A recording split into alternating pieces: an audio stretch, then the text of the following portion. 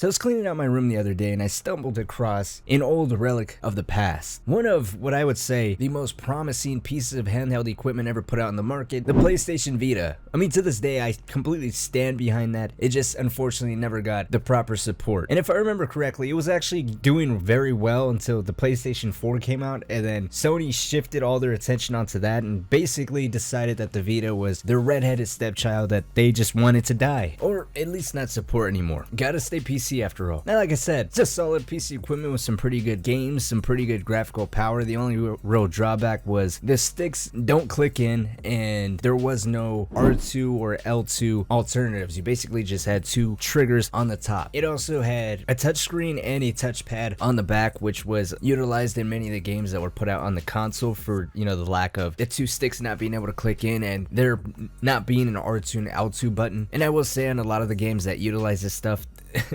they were pretty poorly optimized. I mean, Uncharted Golden Abyss looked amazing, but my god, if you guys ever played that game on the Vita and tried to do the boss fight using the touchscreen, I'm about to commit a permanent game over with this bitch. But anyways, as I was getting ready to throw this piece of Sony history in the trash, I remembered that it actually had a pretty interesting function called Remote Play, which basically allowed you to play any game on the PlayStation 4 using the Vita, both as a controller and as a TV. Which sounds great. It gets to rip Damien's apart while taking a shit. Hell yeah, I was actually gonna do that for the video, but then I remembered YouTube's safe space, so gotta wait till after the dump. So just to make this easier, I'm gonna have the gameplay from the PlayStation 4 on the main screen, and then the top right hand corner or wherever else I'm gonna put the Vita recording, and I'm gonna just show you guys what the controls was like playing on the Vita. I tried changing it for whatever reason and the game was like, nah homie, this is what we're giving you. So now if you play on the default button layout, then it's almost exactly the same thing, but because I'm special, I play on a customized loadout. So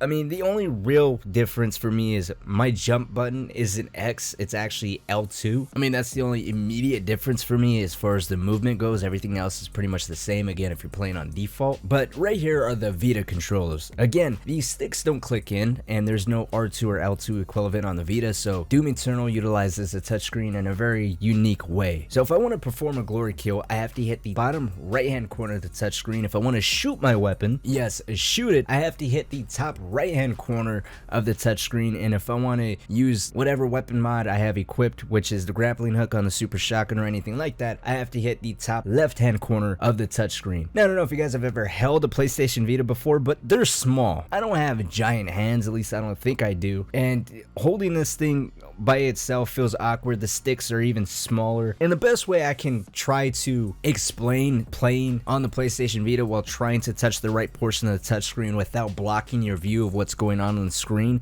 is like this. Try playing patty cake in a room that's completely black with a flashlight aimed directly in your eyes, and the person you're playing against isn't even playing patty cake, they're just trying to box the shit out of you. But after 20 minutes of struggling to figure out how I'm gonna do this thing or play with this thing, I decided, what the hell, whatever happens, just roll with it. And you know what, I actually ended up turning on the cheat codes because I felt like I was fighting with myself more than what was actually on the screen. And I will say the connection between the Vita and the PlayStation 4 was actually seamless, to the point where even though the controls made me feel like I was trying to walk with crutches down an iced over lake, it was solid. Even with a lot of action going on the screen, there was no lag input in my buttons. There was no huge lag or even noticeable lag between what was going on the PlayStation screen to the Vita screen. And you know what, kind of funny enough, I was actually much better at dodging on the Vita while I was struggling to learn how to shoot versus dodging on a controller and knowing exactly what I'm doing. And as weird as it sounds and as weird as the controls are, given enough time, I think someone can actually master playing on this thing. But I mean too, you gotta be dedicated. You can't play on the controller, you can't pick it up because then you'll just mess yourself up. But I think with enough dedication, you can definitely play on a Vita. But I don't know why anybody would punish themselves like that. All in all, it was a nice trip down memory lane, although a little bit of a frustrating one. It did make me hope that Sony does revisit the PlayStation Vita design and incorporate an L2, R2 button along with some clickable sticks, because even now, with my Vita being 8 years old, I mean, it was able to handle this perfectly fine. Anyways, that's gonna go ahead and wrap it up for this video. Let me know what you guys think down in the comment section below.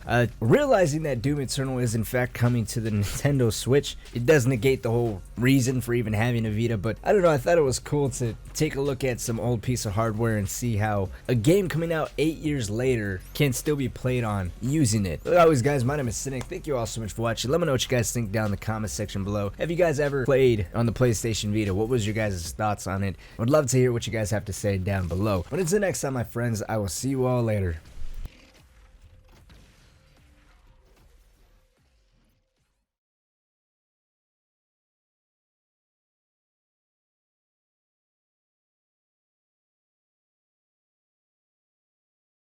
And it took like 8 lives, but I did finally end up killing the champion. Just so you know.